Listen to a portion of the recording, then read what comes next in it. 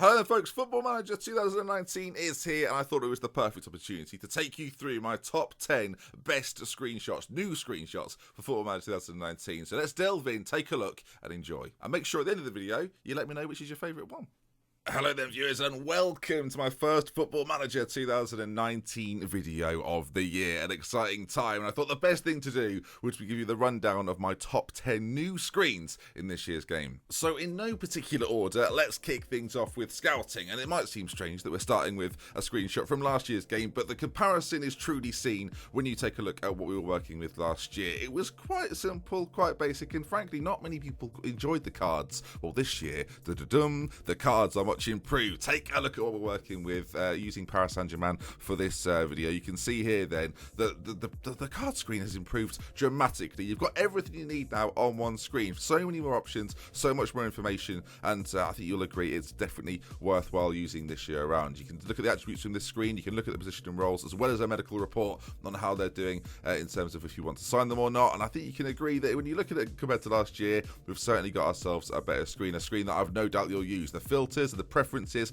are definitely something you should investigate, and I much encourage you to do that. There'll probably be another video from me on scouting because there's so much more to talk about. So if you want to see that, make sure you subscribe, leave a like on the video, and let me know if you want to see more to do with this. Again, you've still got the options down the bottom there, and this kind of moves me onto my second screen. It very much is a part of this, but this is very much a screen on its own, and we're going to move over to the list now for screen number 2. So we're staying on the cards list, and of course this was great last year, right? But to explain the next screen, you need this screen first of all. You would go through and you would acknowledge and discard and maybe add to shortlist the players that you were given from your scouts and from other areas, where it would all sort of combine itself to the scouting centre. Now, while you could filter them last year, the options to do that are much clearer this year, and with the list function, all of your scout reports are now clearly aligned. If you want to sort them by the recommended ratings given by your scouts, you can certainly do that. You've got everything in front of you. You can sort it by value, maybe by cost, and all sorts. And it's just something that I think people will use far more. If you're not a big fan of the cards, the list is the way forward.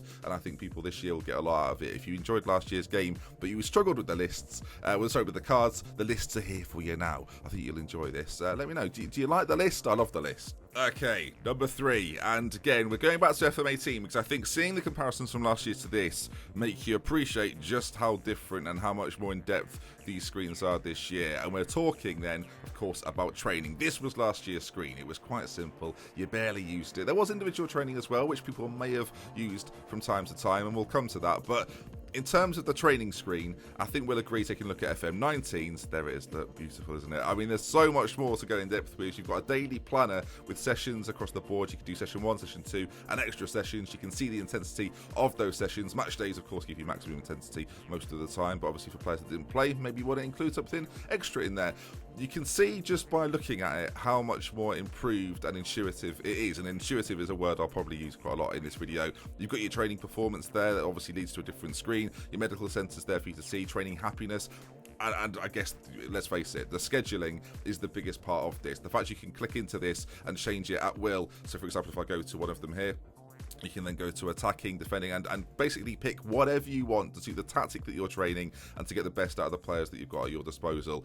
Training is by far improved. There will be a separate video on this. I can't explain it all in a video of this nature, but do, as I say, if you want to see more of this sort of thing, subscribe. There'll be an induction video on training coming soon. So let's take another look at a training screen, and it's in the individual section of training, and I really think this is something people will use. You will get inbox messages in regards to how players are training, but if you want an overall view of how they're doing within that week, then this is the screen for you. You can see there then you've got some top performers. It's very easy to go through these as well. I think this is one of the nice things. If you've got players that are training well, it's very easy to praise or criticise the players that aren't training so well. So for example, Rabiot not training particularly well this season. I can very quickly criticise him. I don't have to go to his player screen or anything like that. I can say I'm disappointed in your performances in training. He says, are you sure about that? I'm going to leave this engagement right now. I think you've got more in you. And he says he does this, does these ages. Oh, okay. Well, we'll agree to disagree and we'll leave it at that, Adrian. We've made a... Oh, dear. I mean, Be careful when criticising. That's what we've learned from this. But again, you can flick through, you can deal with every single player on this screen, you can add their additional focuses. Again, I've used the word, but it's much more intuitive. Lots of information in one place. You've got the coach report, you've got the attributes, you can see the progression as it goes along, and you can see if they're training well. What I really like, and again, there'll be an extra video on training, but if a player wants to leave and you say no, he's not going to leave, and he gets grumpy, he will train worse. And that's something I think people will really enjoy. It adds to sort of the storytelling element as well for someone that makes videos. It's a huge benefit to me, but I think you'll enjoy it in your own saves as well. Sticking with the training then, and you can see here I've clicked immediately to rest. There's quite a few different things along here. Mentoring is now replaced tutoring, but resting is where we're going to focus this one. And again, this is quite personal to me. For those that have watched any of my series, you'll know that it's a common theme for me that I will rest players for a day or two after big fixtures, especially if there's one in a couple of days, so they're not having to take part in training. You can kind of do that now without having to click anything at all. You can set it beforehand. The training intensity scheduling allows you to do all of this. So if you've got players like Lasana Diana, let's take him as the example, his conditioning is a little less and they suggest you put it on half intensity. That might apply to every single player you have in that area. So you can set it, of course, to half intensity, which means he trains at a slightly lesser level, which means that his recovery time is hopefully a little bit quicker and he's prepared again to play another match. If you've got players that are playing all the time, that's probably much preferred. But if you've got players that are maybe fringe players in the squad, maybe playing some reserve matches here and there, but you want to keep their intensity as if they're playing matches so they don't lose that sharpness if you ever have to call them into the team, then 90% conditioning, you can change to normal intensity, double intensity, or again, there's no pitch work or gym work, but if they're not playing and they're not doing anything, not advised. Of course, you have to be careful with some of the lower ones because, of course, if they're coming back from injury, that's different to someone that's simply not playing, so you just keep an eye on that. You don't want to do things too dramatically. Okay, back to FM18 we go, and we're looking at the recent match analysis screen. You could take a look at 3 games, and it would give you some overall bits and pieces on what had occurred in those games, but as I bring you to FM19, you can immediately see the differences. You've got your positives, you've got your long-range shots, the ability, much like last year, but improved, in my opinion. The fact there's now 5 games for you to go between, and it'll give you the positives of either, if you just want one game, you can see it, but if you want to include a section where you were playing maybe a different tactic before, the differences between maybe the first 2 games and the last 2 games, all of that now is at your disposal. As I say, you've got positives, you've got weaknesses, things to work on. I'm using the word again. The intuitive nature of it is fantastic. You can equally go to the individual match analysis, much like you've been able to do in previous years, but this at a glance now, and I think that's the thing that the Football Manager have tried to focus on this year, that now at a glance you can see what's going on. You don't have to delve in, you don't have to spend a long time looking at certain things. This is a quick, shorter version of what you need to do. Lots of information at once. You don't have to spend a long time looking at it. You can see what the positives are, you can see what the negatives are, and to have that on one screen with the ability to look at 5 matches overall, very, very good. And who doesn't love a heat map? Come on, we love a heat map. Now, changing things up a little bit, it's nice to use PSG as an example here because they've got so many players on so much money. But if we take a look here then, on the wages to salary commitments, a new page for FM19, and I think you'll agree, there's something here that you can probably get a lot out of. If you are someone who likes long-term planning with Football Manager, I think this is one of those screens for you. You can see how much you're spending on wages for the years coming up. That was somewhat visible in previous years, although not necessarily as accurate as it could have been. Whereas this year, we're rocking it. If you take a look at the totals down at the bottom, you can see just how much you're spending on wages each year, depending on when those contracts expire. So now, if you're looking to plan for the future, or if you've got players on contracts which rise by 10%, it will calculate that for you, tell you how. Let's have a look at another one with the time periods, and then you can kind of decide if you want to keep them around. I think in terms of squad planning for the future, say this screen will be vital and pivotal to people. I know personally I will use this screen a lot. This is very much really things that I like from the game. I'm sure there'll be people with different lists to this, so I'm hoping to see some of those videos too. I want to know what people think. As I said, get in the comment section, let me know what's your favourite screen from the list I'm showing you today. But yes, there it is then, look, salary commitments, it's nice, it's really nice. Very quickly actually, one of my favourite things about it is though they might not be a top earner in the first year, and you can sort that by the top earners, they may well be in years to come based on these percentage increases. So that to me is just nice, it's lovely. Lots of improvements, more intuitive to how you want to run your squad. Back to FM18 we go, and this is so simple, and if you've seen the game released, maybe you've seen some of the streams so far, you may well have seen this because it's quite an obvious one, but once you've got it, you'll never look back, and I think people will Look, I'll put it this way. There was a capture event recently, and every single person agrees that this is one of their favourite things, although it is such a simple thing. As we move to 19, you can see they've separated months in the schedule.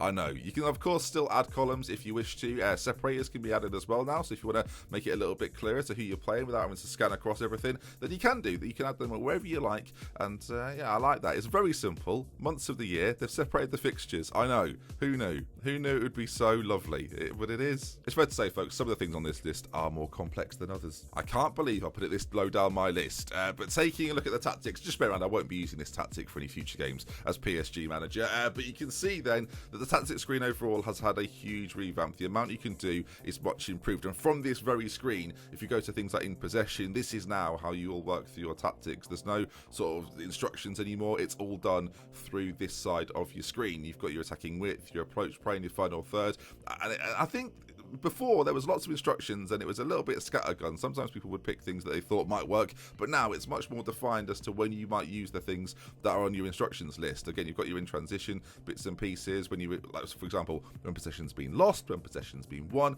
goalkeepers in possession, you get to set all of that a lot clearer now, and out of possession. This is really interesting because we've never had something like this for a long time, in terms of things that can move around. You've got your line of engagement, so if you're a pressing side, you could really push them up the field, and equally your defensive line will at times potentially impact your line of engagement. You can create yourself a very sort of defined tactic, but it could all move at once. You see what I mean? You could have them very tight and compact, a little bit risky, quite a high line and a lower line of engagement. But again, there's lots of things you can do with this now, and different tactics will of course equate to different things. But I think the tactics screens this year are much improved. Once again, intuitive is the word I'm going to use, and I think you can see the counter press or the arrows. You can see who's going to do it and where they're going to do it. I like it. Let me know what you think. And finally, you've been looking at this the whole time without knowing, and I'll kind of admit now it's not a screen, but I can't not include this. I've not seen it mentioned all too much by the guys at Football Manager, so I wanted to highlight this because I think, although it's not screen based necessarily, it's on every screen, and no, it's not the homepage, although the homepage is a little different to last year. It's nice. The training, of course, now very much part of this, but it's over on the sidebar. That's right. Who knew the sidebar was so important? This year you can right click. Now, if you can try and right click on FM18, it won't work, but it will work on every single thing on the sidebar on the left hand side, which means now if you want to go to things quickly, you can do. You want to go to senior fixtures, you don't have to mess about by going to schedule and then moving it across, or I mean, it works for all sorts of things. Scouting, you can go straight to your shortlist if you wish to. Basically, folks, there's a right click function. That's what I'm getting at, and I think lots of people will probably use it. You want to go straight to your match plans, you're straight to your match plans. I will say, for someone that's played the game for a little while now, it takes a little bit of getting used to. You won't get used to it very quickly because it's not what you're used to doing. But I think after a few weeks, you will do. Oh, and you thought we were done with sidebar recommendations? How wrong are you? So do you like club finances? Are you a big fan of club finances? Well, put club finances at the top if you want. I mean, put anything wherever you want. If you want your schedule right below your squad, put it at the top. Again, for someone that's used this, a word of warning. For someone that's used this for a few weeks now, I am used to thinking finances are down here. So when I go to finances and clipboard, it does become a bit of an issue. But I must say that having it there does mean that you've got lots of things that would be linked together ordinarily. Your dynamics and your training now may be a little higher up because you just want it to be in that area. Look, if you want to move it, you can. It's not, as I say, some features, some screens are more excited than others. This is potentially less exciting for some people, but when I found it by accident, I thought I must tell people about this. People must be informed. So there you are then. That's my list. I know, what a list. If you enjoyed this video, do leave a like. Let me know which screen you think is the one you'll probably enjoy the most, and I'll see you for more content on FM19. It's nearly here, folks, for you. It's nearly there. Unless you're watching this and it's been out for ages, then thanks for watching.